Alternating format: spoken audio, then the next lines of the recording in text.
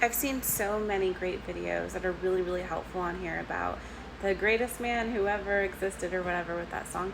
And then some sort of audio recording that almost every woman has an audio recording who has experienced domestic violence of that verbal abuse, of it sometimes escalating to actually being physical.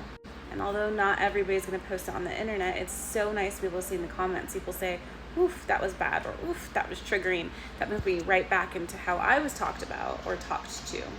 And it amazes me that these family or friends of that person or court system who hear these things just say, nope, they could never, or there must have been a good reason. There's never a good reason to treat another human being that way. If you can't control yourself, you need to leave the situation and never have it be acceptable or okay to have yourself taped saying those things, having those things leave your mouth to treat another human being that way, especially when there's kids involved.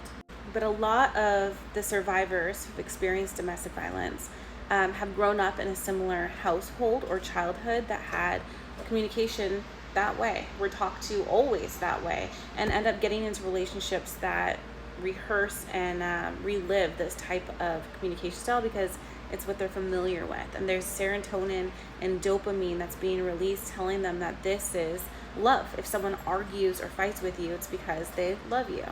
But that's a neural pathway that's been created in your brain, and a great book to be able to read is called The Body Keeps the Score. And coaching and therapy are ways that we can be able to go and deep dive into evaluating and setting up new neural pathways for your brain that says that chaos is not love.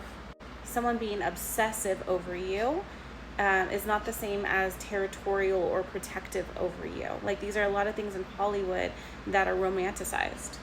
Toxicity and fighting with each other is not passion.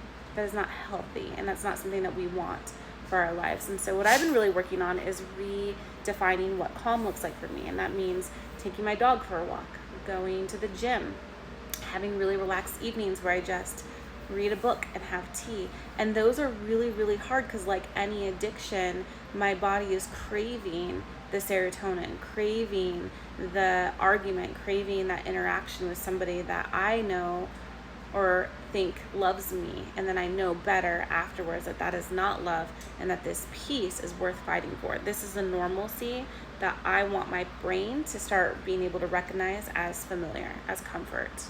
Reach out to me if you relate with this, or feel free to comment if it's anything that you want to add to the conversation. We can get through this together. There's a support team around you. You're not alone.